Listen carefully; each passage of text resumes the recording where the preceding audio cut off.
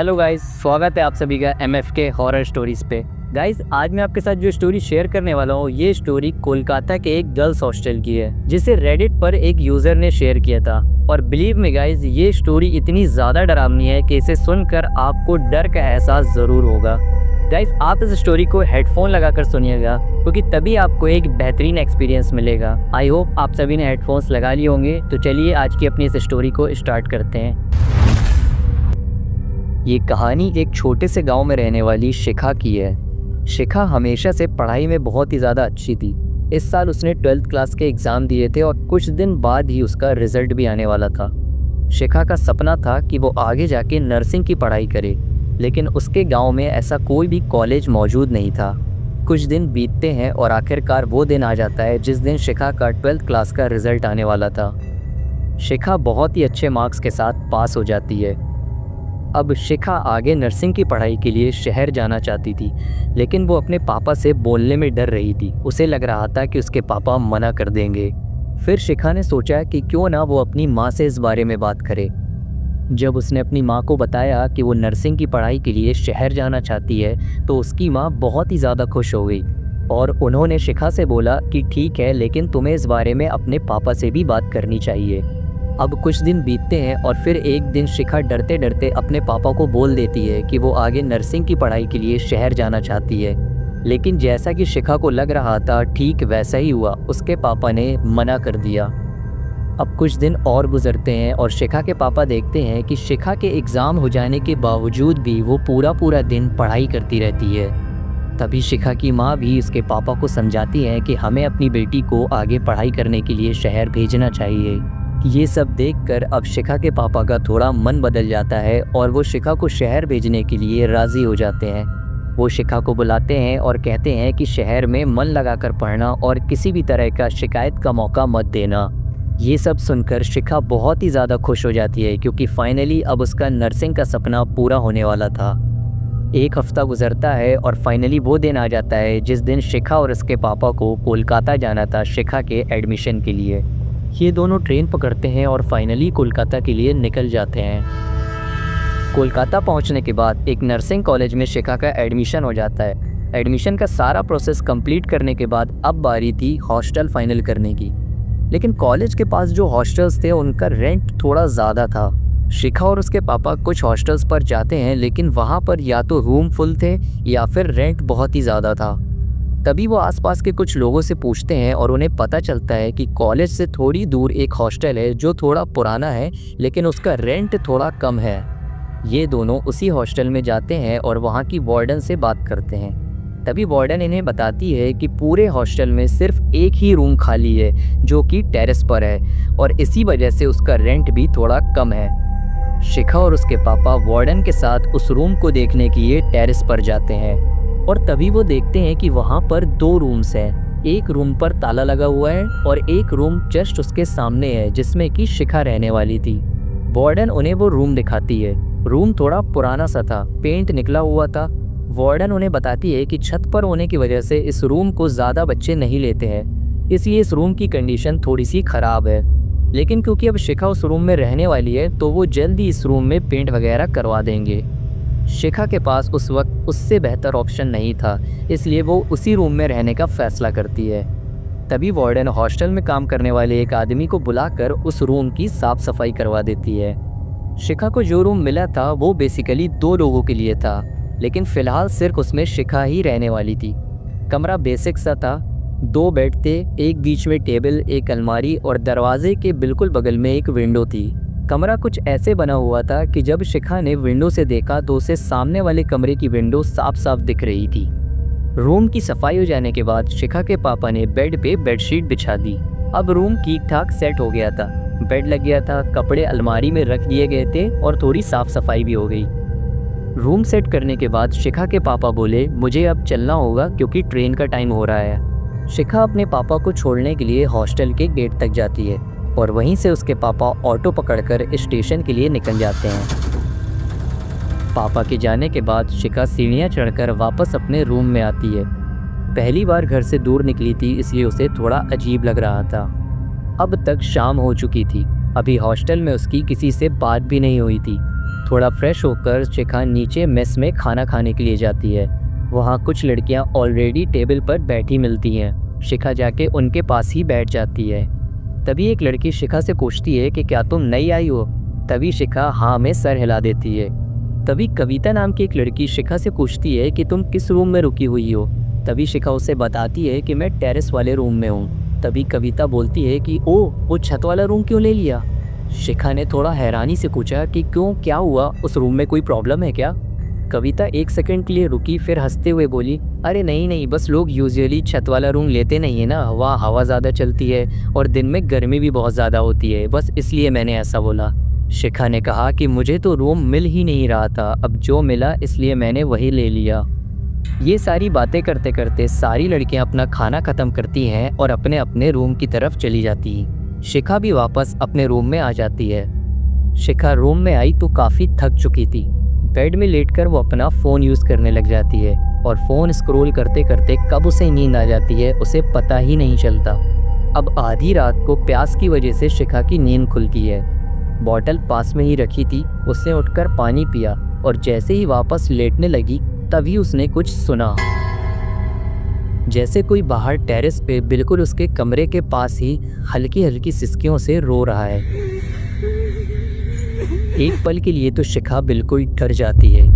अभी शिखा इस बारे में सोच ही रही थी कि तभी उसके दरवाजे में किसी ने नॉक किया। अब शिखा बुरी तरह डर जाती है। शिखा सोचती है कि वो बाहर जाकर देखे कि आखिर कौन है, लेकिन डर के मारे उसकी हिम्मत नहीं पड़ती। फिर शिखा अपने आप को समझाती है और उसे लगता है कि शायद ये हॉस्टल्स की लड़कियां ही उसके साथ मजाक कर रही हैं और उसे डराने की कोशिश कर रही हैं। शिखा थोड़ी देर तक चुपचाप बेड पर लेटी रहती है और लेटे लेटे ही दोबारा से उसकी नींद लग जाती है। सुबह अलार्म बजने पर उसकी आंख खुलती है और आंख खुलते के साथ ही उसे रात की वो बात याद आ जाती है, लेकिन क्योंकि उसे कॉलेज के लिए जाना था तो वो इस बात पर इतना ध्यान नहीं देती और रेडी होकर अपने कॉलेज के लिए निकल जाती है।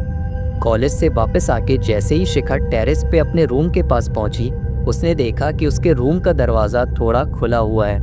पहले तो उसे लगा कि शायद वो सुबह बंद करना भूल गई होगी, लेकिन जब वो अंदर गई तो उसने देखा कि एक नई लड़की अपना सामान रख रही है। उसे देखकर शिखा को समझ आ गया कि अब उसकी रूममेट आ गई है। अपनी रूममेट को देखकर शिखा मन ही मन बहुत ही ज़्यादा खुश हो रही थी। उस लड़की ने एक नज़र उठाकर शिखा को देखा और हल्का सा मुस्कुराई। शिखा भी उसे देखकर मुस्कुरा दी। उसने शिखा को बताया कि उसका नाम इनाया है और वो भी नर्सिंग कोर्स के लिए आई है, लेकिन उसका कॉलेज दूसरा था। फिर जब इनाया ने अपने गांव का नाम लिया तो शिखा थोड़ी चौंक गई, क्योंकि इनाया जिस गांव से थी वो शिखा के गांव से कुछ ही किलोमीटर दूर था। शिखा अब इनाया के आ जाने से बहुत ही ज़्यादा खुश थी। थोड़ी देर बातचीत करने के बाद उन दोनों में अच्छी दोस्ती हो जाती है और तभी शिखा इनाया को पिछली रात हुई सारी घटना के बारे में बताती है। इनाया बोलती है कि शायद ये सब हॉस्टल की लड़कियां तुम्हें डराने के लिए कर रही होंगी और तू अब टेंशन मत ले, मैं आ गई हूँ ना, अब देखती हूँ तुझे कौन डराता है। ये सब सुनकर शिखा भी थोड़ी रिलैक्स हो जाती है। अब कुछ दिन बीतते हैं और सब कुछ ठीक ठाक चल रहा होता है।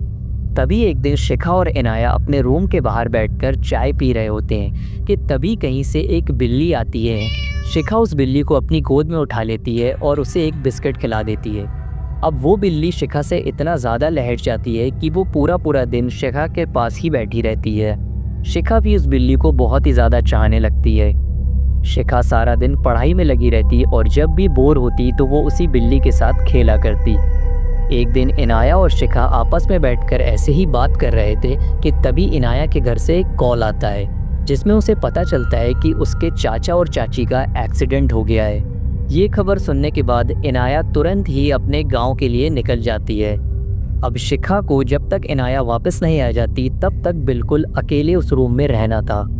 एक हफ्ते के बाद जब इनाया अपने गांव से वापस लौटती है तो वो देखती है कि शिखा का बिहेवियर बहुत ही ज़्यादा चेंज हो गया है। शिखा जो कि पूरा दिन इनाया से बातें करती थी, वो अब इनाया की किसी भी बात का जवाब नहीं दे रही है। इनाया को पहले कुछ समझ में नहीं आता, लेकिन फिर उसे लगता है कि शायद घर की कोई टेंशन होगी, इसलिए इनाया उसे ज़्यादा फोर्स नहीं करती। रात को तकरीबन 1 बजे इनाया वॉशरूम जाने के लिए उठती है और तभी वो देखती है कि उसके रूम का दरवाज़ा खुला हुआ है और शिखा अपने बेड पर नहीं है। इनाया को लगता है कि शायद शिखा वॉशरूम यूज़ करने के लिए गई होगी। इनाया शिखा का वेट करती है और वेट करते करते इनाया को कम से कम 20-25 मिनट हो जाते हैं, लेकिन शिखा वापस नहीं आती। तभी इनाया शिखा को देखने के लिए वॉशरूम की तरफ जाती है। ये जो वॉशरूम था ये छत के एक किनारे पर बना हुआ था। इनाया वॉशरूम के बाहर खड़े होकर शिखा को आवाज़ लगाती है, लेकिन शिखा का कोई जवाब नहीं आता। इनाया जैसे ही वॉशरूम का दरवाज़ा खोलती है वो देखती है कि वहाँ पर तो शिखा है ही नहीं। खैर, इनाया वॉशरूम यूज़ करती है और वॉशरूम यूज़ करने के बाद वो शिखा को छत पर इधर उधर ढूंढने लग जाती है, लेकिन शिखा का कहीं भी पता नहीं था। काफ़ी देर तक इधर उधर देखने के बाद इनाया जैसे ही अपने रूम में आती है वो देखती है कि शिखा तो अपने बेड पे लेटी सो रही है। ये देखकर इनाया बुरी तरीके से शॉक हो जाती है और तभी वो शिखा को उठाती है और उससे पूछती है कि तुम कहाँ थी। शिखा बस इनाया को एक नज़र देखती है और कोई जवाब नहीं देती और दूसरी तरफ पलटकर फिर से सो जाती है। दूसरे दिन सुबह इनाया शिखा से इस बारे में बात करने की कोशिश करती है, लेकिन शिखा उसकी बात का कोई भी जवाब नहीं देती और उसे इग्नोर कर देती है। तभी इनाया शिखा से पूछती है कि जब से वो गांव से आई है उसे वो बिल्ली नज़र नहीं आ रही जो तेरे साथ हमेशा चिपकी रहती थी। इस पर भी शिखा इनाया को कोई जवाब नहीं देती और वहाँ से उठकर चली जाती है। इनाया को समझ नहीं आ रहा था कि आखिर शिखा को हुआ क्या है, वो क्यों इसको इग्नोर कर रही है और क्यों उसकी बातों का जवाब नहीं दे रही है। अब कुछ दिन बीतते हैं और इनाया नोटिस करती है कि रोज़ आधी रात को शिखा रूम से बाहर कहीं चली जाती है। तभी एक दिन वो डिसाइड करती है कि आज रात वो शिखा को देखेगी कि आखिर शिखा जाती कहाँ है। अब ऐसी ही एक रात इनाया की आंख खुलती है और वो देखती है कि शिखा अपने बेड पर नहीं है। तभी इनाया सोचती है कि आज तो वो पता करके रहेगी कि आखिर शिखा आधी रात को कहाँ जाती है। इनाया सबसे पहले वॉशरूम की तरफ जाती है और चेक करती है कि क्या शिखा वहाँ पर है या नहीं, लेकिन शिखा उसे वहाँ पर नहीं मिलती। तभी इनाया उसे इधर उधर ढूंढती है, लेकिन उसे शिखा कहीं भी नहीं दिख रही थी। अभी इनाया शिखा को ढूंढ ही रही थी कि तभी उसे अपने रूम के सामने वाला रूम जो कि बंद पड़ा था उसमें से कुछ आवाज़ आती है। इनाया डरते डरते उस रूम के पास जाती है और उसकी विंडो से अंदर की तरफ देखने की कोशिश करती है, लेकिन क्योंकि उस रूम में बिल्कुल अंधेरा था इसलिए उसे बाहर से कुछ भी दिखाई नहीं देता। तभी इनाया अपने रूम में जाती है और अपना फ़ोन लेकर आती है और जैसे ही अपने फ़ोन का फ्लैश ऑन करके उस बंद पड़े रूम की खिड़की से अंदर की तरफ देखती है, उसके पैरों तले ज़मीन निकल जाती है। वो देखती है कि उस रूम के अंदर शिखा बैठी हुई है, जबकि वो रूम बाहर से लॉक था। उसने देखा कि शिखा एक चौक से बने गोले के अंदर बैठी है और उसके सामने एक मरी हुई बिल्ली पड़ी हुई है जिसकी आंखें बाहर निकली हुई हैं। शिखा उस बिल्ली को पूंछ से पकड़कर बार बार ज़मीन पर पटक रही है, जिसकी वजह से उस बिल्ली की बॉडी इधर उधर बिखर रही है। और तभी शिखा उस मरी हुई बिल्ली का मुंह अपने मुंह में रख लेती है। उस बिल्ली की आधी बॉडी अभी भी बाहर लटक रही होती है।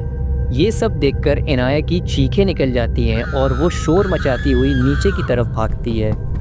उसकी आवाज़ सुनकर हॉस्टल की सारी लड़कियां अपने रूम से बाहर आ जाती हैं और तभी वार्डन भी वहां आ जाती है।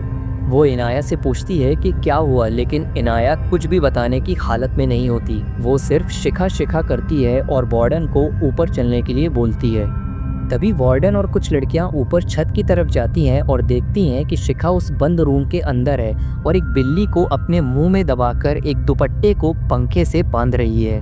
ये सब देखकर वहां खड़ी सभी लड़कियां और वार्डन बुरी तरह डर जाती हैं। तभी सारी लड़कियां और वार्डन हिम्मत करके जैसे तैसे उस रूम के लॉक को तोड़ती हैं और शिखा को उस रूम से बाहर निकाला जाता है। जैसे ही वो लोग शिखा को उस रूम से बाहर निकालते हैं, शिखा अचानक बेहोश हो जाती है। उसी रात हॉस्टल की वार्डन शिखा की फैमिली को कॉल करती है और उन्हें बोलती है कि आप अपनी बेटी को जल्द से जल्द यहाँ से ले जाएं। अगली सुबह शिखा के मम्मी पापा हॉस्टल आते हैं और देखते हैं कि शिखा बहुत ही बुरी हालत में लेटी हुई है।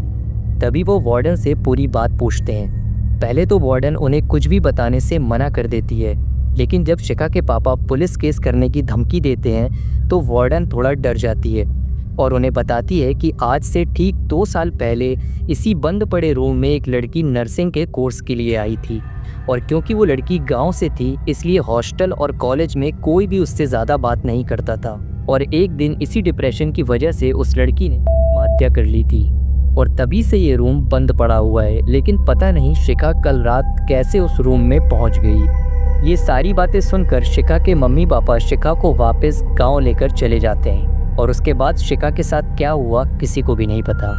तो यार ये थी आज की अपनी स्टोरी। आई होप आप सभी को स्टोरी पसंद आई होगी। अगर आपको स्टोरी पसंद आई है तो वीडियो को लाइक और चैनल को सब्सक्राइब ज़रूर करिएगा। और हाँ, आप इस स्टोरी को कहाँ से सुन रहे हैं कमेंट में ज़रूर बताइएगा। अगली वीडियो में मैं आपका नाम ज़रूर मेंशन करूँगा।